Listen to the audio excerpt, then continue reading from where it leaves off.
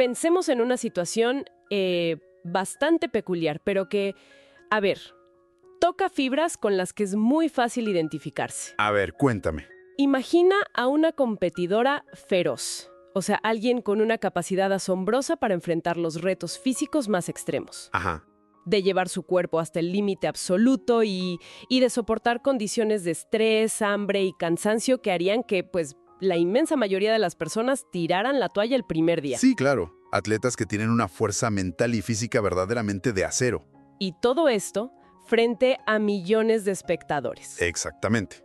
Sin embargo, de un momento a otro, esta misma guerrera que parece indestructible frente al lodo y los obstáculos, confiesa en sus redes sociales estar, y cito textual, paralizada y con mucho miedo. Híjole. Y todo esto, agárrate, por una cita en el salón de belleza para un corte de cabello y un tinte. Es un contraste que llama muchísimo la atención. O sea, ver cómo la resistencia ante el castigo físico extremo choca de frente con esta vulnerabilidad absoluta que rodea a la autoimagen y a la identidad personal. Sí, es nuquísimo. Y justamente ese contraste es el motor de nuestra inmersión profunda de hoy. Así es. Para esta investigación, revisamos un informe súper detallado y un seguimiento que hizo el canal de YouTube Actualidad VIP. Un canal que hace un trabajo muy minucioso, por cierto. Totalmente. Y el centro de nuestra conversación es Valentina, una de las figuras más comentadas de la reciente temporada del reality colombiano Desafío. Específicamente durante su etapa en la ciudad de Las Cajas, en este desafío del siglo XXI. Ajá, nos vamos a enfocar en lo que ocurrió durante y después de su participación ahí, porque hay muchísimos datos, reacciones y decisiones que salieron a la luz tras la competencia. Y el objetivo de hoy es entender las dinámicas que operan detrás de todo esto. Y, para enmarcar bien el objetivo de esta charla, creo que es importante aclarar algo. A ver. La intención va mucho más allá de repasar los titulares del entretenimiento o de debatir si un cambio de imagen fue una buena elección estética o no. Lo que resulta verdaderamente valioso aquí es entender la psicología detrás del cierre de los ciclos vitales. Sí, claro. Queremos explorar cómo procesa el cerebro humano el regreso a la normalidad, ¿no? Después de estar en una burbuja de presión extrema. Exacto. Presión extrema y escrutinio mediático masivo.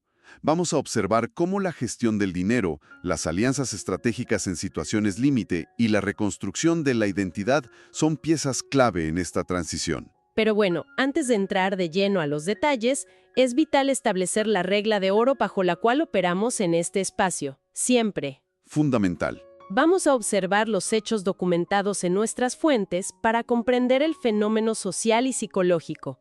Esto se hace desde una postura completamente neutral. Neutral, exacto.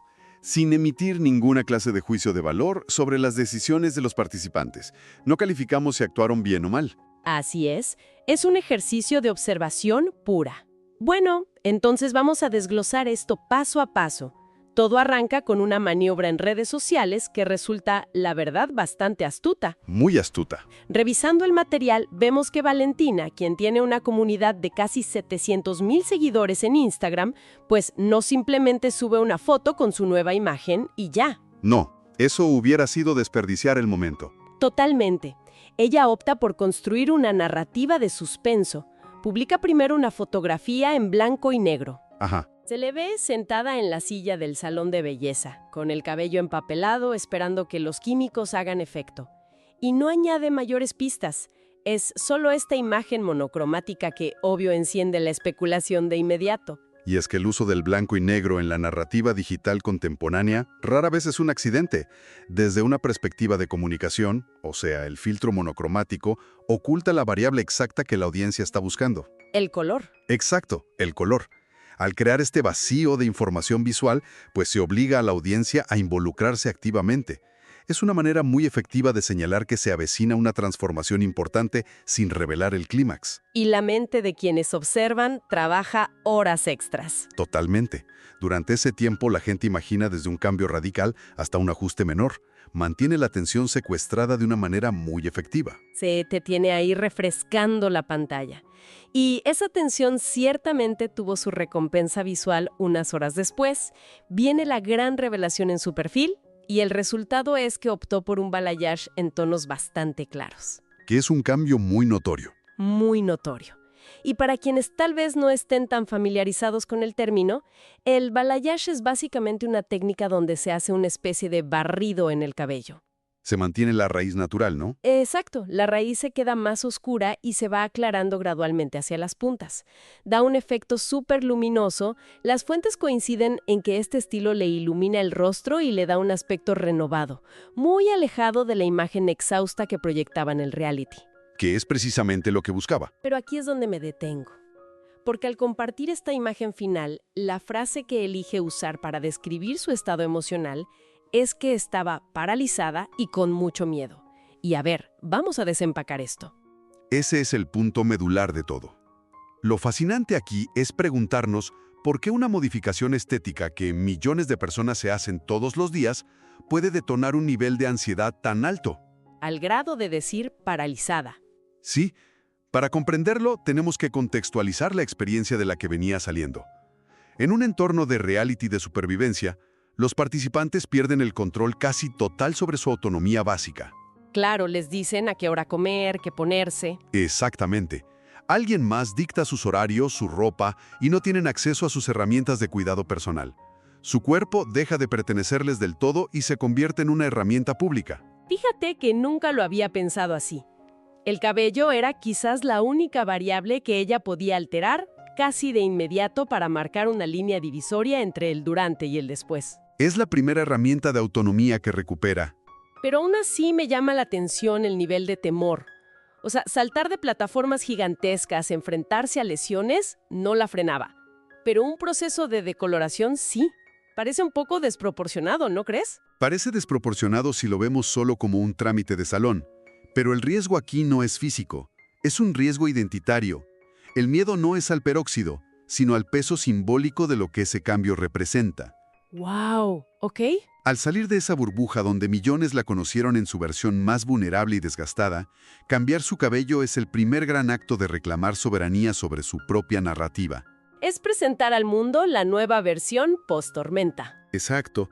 Y ese acto de redefinición frente a cientos de miles de miradas, pues genera un vértigo muy real. Es el miedo a soltar la identidad pasada y asumir las expectativas que vienen con la nueva. Visto desde el ángulo de la identidad, tiene todo el sentido del mundo. Funciona como el cierre tangible de un ciclo. Y vaya que en el caso de Valentina, había ciclos bien complejos que cerrar. Definitivamente. Fue un camino complicado. Sí, si miramos hacia atrás en el reporte de actualidad VIP, la trayectoria que tuvo en el programa fue una verdadera montaña rusa. No fue el típico camino lineal. De hecho, tuvo un freno súper abrupto muy al principio. Fue eliminada en la primera fase de la competencia. Que eso representa un impacto psicológico brutal. Ser eliminado en una etapa inicial no solo significa perder la oportunidad de ganar, implica lidiar con el sentimiento de derrota frente a una audiencia masiva que apenas te empezaba a conocer. Sí, la mente tiene que procesar un duelo rapidísimo. Las expectativas se truncan de golpe. Y frente a todo el país. Exacto.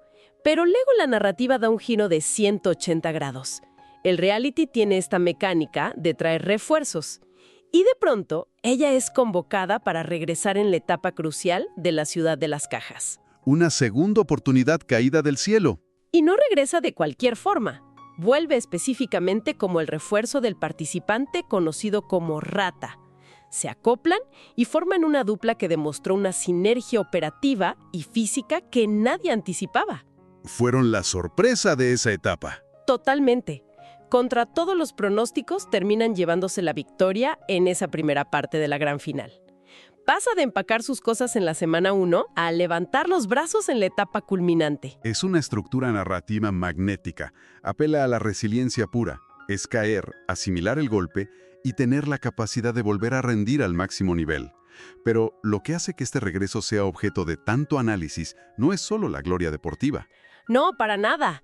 Es el componente económico. El botín. Sí. Ahí es donde la situación se vuelve verdaderamente fascinante.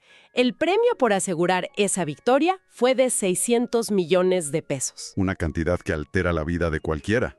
Por supuesto. De inmediato, la duda que surgió en la mente de todos los que seguían el reality se centró en la logística de ese dinero. porque tenemos una simetría muy clara aquí. Muy marcada, sí. Rata había sobrevivido al desgaste físico de toda la temporada, mientras que Valentina entró fresca para la recta final. Exacto. Entonces, ¿cómo se resuelve una división de esa magnitud sin fracturar la relación o crear resentimiento? Esa asimetría es el núcleo de muchos conflictos tanto en televisión como en la vida real. Afortunadamente, tenemos el dato concreto de cómo se manejó gracias a una entrevista posterior para Caracol Televisión. ¿Qué dijo Rata ahí? Rata detalló la resolución financiera de ese premio. Él tomó la decisión unilateral de ceder el 30% del premio total a Valentina. ¿El 30%? Así es.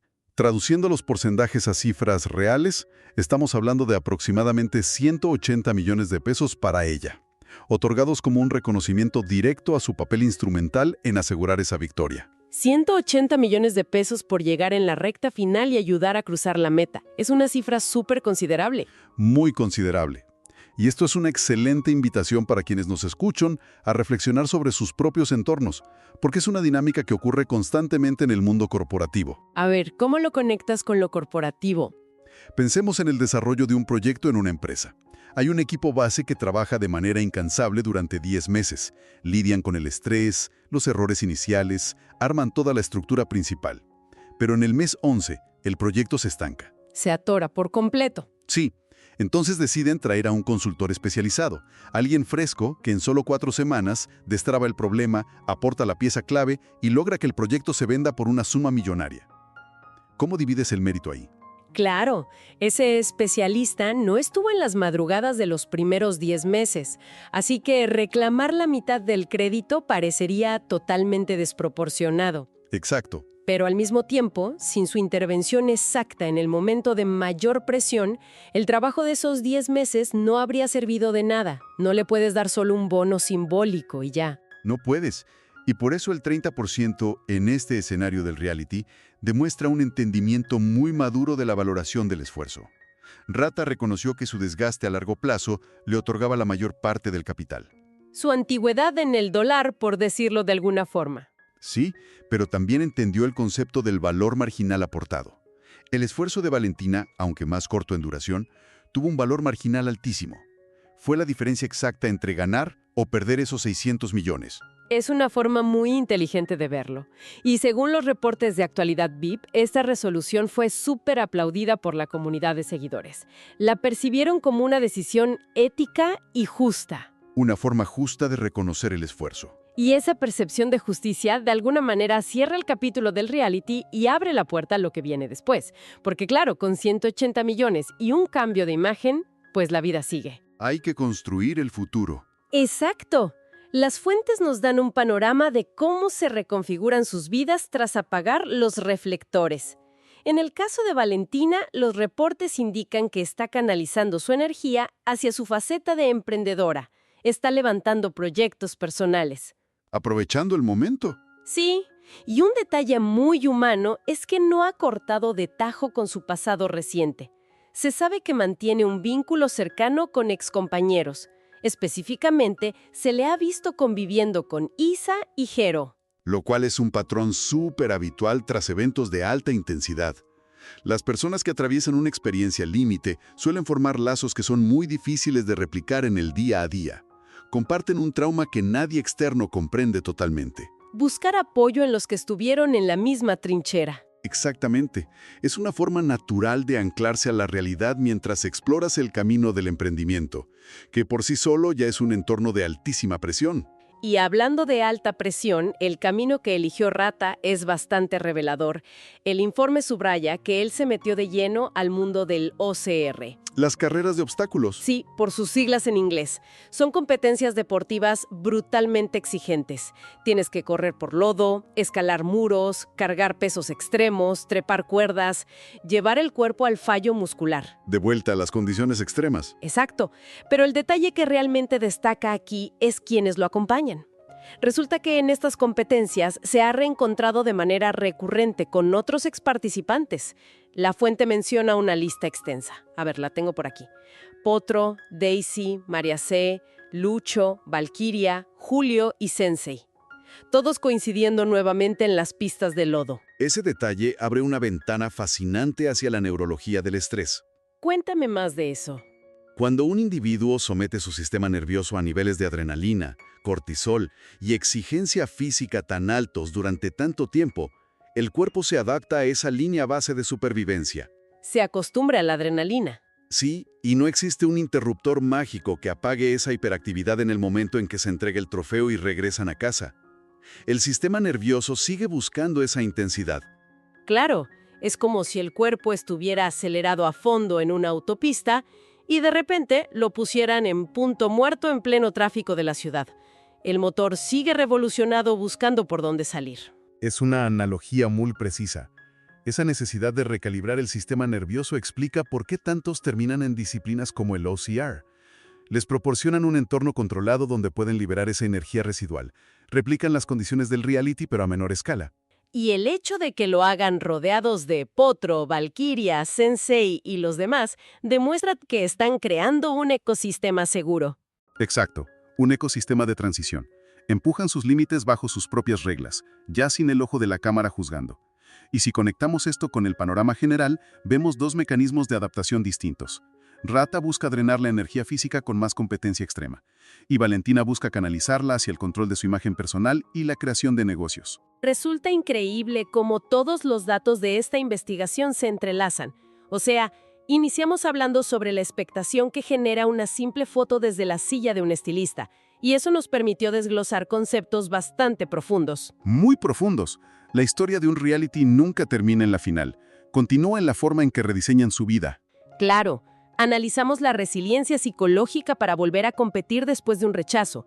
Exploramos la complejidad de dividir un premio de 600 millones evaluando el esfuerzo sostenido contra el valor de una intervención en el último minuto. Y terminamos observando cómo el sistema nervioso exige esta adaptación al volver a la realidad. Sí, empujando a unos a emprender y a otros a lanzarse al lodo con sus antiguos rivales.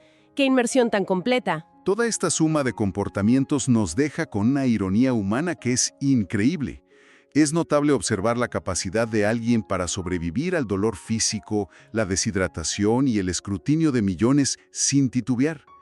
Pero al mismo tiempo sentir verdadero pánico frente a un estilista y un poco de decolorante. Es fuertísimo. Ese momento a solas frente al espejo, donde la única confrontación es con la nueva versión de uno mismo, termina siendo la prueba de resistencia más exigente. Totalmente. Y nos recuerda que, sin importar cuán rudos parezcamos, la identidad propia sigue siendo el terreno más vulnerable. Y para concluir nuestro tiempo de análisis, me parece pertinente dejar una reflexión abierta para nuestra audiencia. Una pregunta para que resuene. A ver, adelante. Cuando una persona logra atravesar con éxito una experiencia que le cambia la vida drásticamente, ¿un cambio físico radical sirve realmente para despojarse de la versión anterior de sí misma que sufrió ese proceso? ¿O es en realidad una forma de construir una armadura completamente nueva para enfrentar las enormes expectativas de los demás? Qué buena reflexión para llevarnos de tarea hoy. ¿Mudar la piel antigua o forjar una armadura nueva? Con esta idea cerramos la investigación de hoy. Agradecemos mucho a quienes nos prestaron su atención para desmenuzar juntos la psicología detrás de estas historias. Nos escuchamos en el próximo análisis a fondo para seguir explorando más temas. Hasta entonces. Ha sido un excelente ejercicio de análisis. Hasta la próxima oportunidad.